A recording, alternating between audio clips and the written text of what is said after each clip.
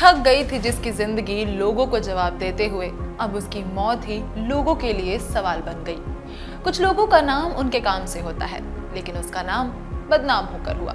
जी हाँ, मैं बात कर रही हूँ विजयलक्ष्मी वाडलापति की, जिसे लोग सिल्क स्मिता के नाम से भी जानते हैं। अगर आपको अब भी याद नहीं आई तो द डर्टी पिक्चर की सिल्क को याद कीजिए। जी हाँ, उसी सिल्क की कहानी को आपके सामने पेश करने आई हूँ मैं, कि कैसे 14 साल की उम्र में शादी के बाद डोमेस्टिक वायलेंस से लड़कर घर छोड़कर भागने वाली लड़की बन गई queen of sensuality. Hello friends, आप देख रहे हैं फिल्मी बीट और मैं हूं आपके साथ आंचल सनोरिया।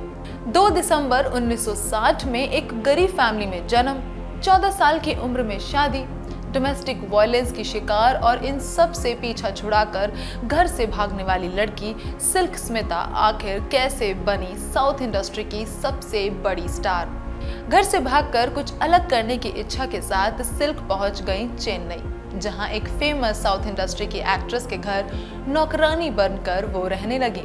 अब सवाल आता है कि एक नौकरानी से उस वक्त में सबके दिलों पर राज करने वाली रानी आखिर कैसे बनी सिल्क स्मिता। सिल्क को बचपन से ही फिल्मी जगत की चकाचौंध बेहद अट्रैक्ट करती थी और ऐसे में जब वो एक बड़ी एक्ट्रेस के घर जा पहुंची तो वहां उसे काफी सारे लोगों से मिलने का मौका मिला। वो एक्ट्रेस वाले तौर तरीके सीखने लगी। धीरे धीरे वो बस नौकरानी न रहकर अपनी मालकिन की बाकी चीजों में भी हेल्प करने लगी, जैसे कि मेकअप करना, उनके साथ मीटिंग्स में बैठना वगैरह वगैरह। वहां आने वाले डायरेक्टर प्रोड्यूसर से सिल्क भी मिलने लगी। कम उम्र में फुल्ली ग्रोन बॉडी होने की वजह से सिल्क बहुत ज्यादा अट्रैक्टिव थी। हर डायरेक्टर और प्रोड्यूसर की नजर उन पर पड़ ही जाती थी। एक दिन जब ऐसे ही कुछ बड़े लोग उसकी मालकिन के घर से जा रहे थे, तब सिल्क उन्हें जाते देख एकटक देखती रही और उनकी गाड़ी को भी देखती रही।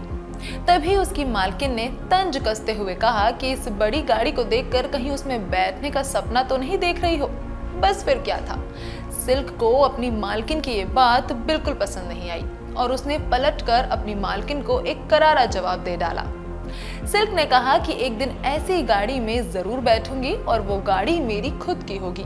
सिल्क ने फिल्मों के लिए ऑडिशन देने अब शुरू कर दिए। बिना एक्टिंग स्कूल जाए ना ही कभी एक्टिंग सीखी, लेकिन बस ऑडिशन देकर ही चीजों को धीरे धीरे सीखने लगी सिल्क।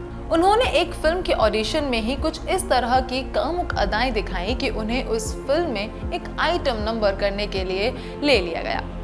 सिल्क की अदाएं काम कर गईं और धीरे धीरे उनके पास आइटम नंबर्स की लाइन लग गई। फिल्म्स के ऑफर आने लगे। काफी सारी फिल्में करने के बाद साल 1980 में एक तमिल फिल्म आई जिसका नाम था वंडी चक्रम। ये फिल्म इतनी बड़ी हिट साबित हुई कि इसका 1989 में हिंदी रीमेक भी बनाया गया, जिसमें माधुरी दीक्षित और मिथुन चक्रवर्ती ने लीड रोल प्ले किया। यहाँ से सिल्क के करियर ने एक लंबी छलांग मारी।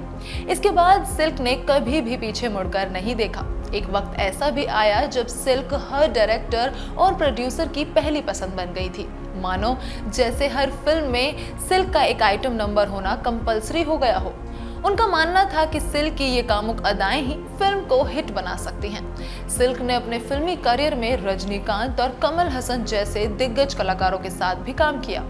सिल्क ने रजनीकांत के साथ जीत हमारी हुई, थांगा मगन, पय्युम पुली जैसी फिल्में की और वहीं कमल हसन के साथ वसंत कोकिला, सदमा, मुंदरम पिरई जैसी फिल्मों में नजर आई। इस वक्त अब सिल्क इंडस्ट्री में एक ऐसे मुकाम पर थी जहां हर एक्ट्रेस पहुंचना चाहती थी। लेकिन ये बात भी सच है कि लोग बस सिल्क की सेंसुअलिटी को ही पसंद करते थे और कुछ नहीं। ये बात उन्हें तब समझ आई जब सिल्क ने हिंदी फिल्म में डेब्यू किया और कुछ फिल्म्स भी प्रोड्यूस करना शुरू किया, लेकिन वो फिल्में बॉक्स ऑफिस पर मुंह के बल गिर गईं। उनकी डेब्यू फिल्म भी कुछ खास कमाल नहीं कर पाई, क्योंकि उसमें सिल्क की वो सेंसुअलिटी नहीं थी जो लोग थिएटर्स में देखने जाया करते थे। जिसके लिए वो सिल्क को पसंद करते थे, अब वो उन्हें उन फिल्मों में नहीं मिल रहा था। पहली बार सिल्क को एक रियलिटी चेक मिला कि लोग उन्हें आखिर क्यों इतना पसंद करते हैं। कुछ वक्त बाद डायरेक्टर्स और प्रोड्यूसर्स भी सिल्क से मुंह मोड़ने लगे, लेकिन तब तक सिल्क के सर पर फेम का नशा चढ़ चुका था। अपने 17 साल के फिल्मी करियर में सिल्क ने करीब 450 से भी ज्यादा फिल्में की। लेकिन वो कहते हैं ना, चढ़ता सूरज भी एक वक्त आने के बाद डूब ही जाता है। ऐसा ही कुछ सिल्क के साथ हुआ। सैकड़ों फिल्में करने के बाद सिल्क का करियर अब धीमा पड़ चुका था। डूबते करियर से निराश होकर सिल्क ने नशे को अपनी दुनिया बना लिया। अपने करियर को ऐसे खत्म होता देख सिल्क डिप्रेशन में डूबती चली गई। जिसने अपने करियर में सिर्फ उगता सूरज ही देखा हो, अब उसे काली घटाएं देखनी पड़ रही थी जो सिल्क ने कभी नहीं देखी थी। अपनी नाकामयाबी को सिल्क झेल नहीं पाई और 23 सितंबर 1996 में अपने ही घर के पंखे से लटकी हुई पाई गई। पुलिस ने भी कुछ वक्त छानबीन करने के बाद सिल्क की मौत को एक सुसाइड करार कर दिया और केस बंद कर दिया, जिसके बाद सिल्क स्मिता की कहानी ऐसे ही अनकही रह गई। 2011 में जब द डर्टी पिक्चर रिलीज हुई तब उस फिल्म पर बवाल उठने लगा, क्योंकि सिल्क स्मिता के भाई वी नागवारा प्रसाद का कहना था कि इस फिल्म में काफी ऐसी चीजें दिखाई गई हैं जो सिल्क की रियल लाइफ से बिल्कुल अलग थी। बढ़ते बवाल को देखकर फिल्म की प्रोड्यूसर एकता कपूर ने यह स्टेटमेंट दिया कि ये फिल्म सिल्क स्मिता के करियर पर बेस्ड नहीं है।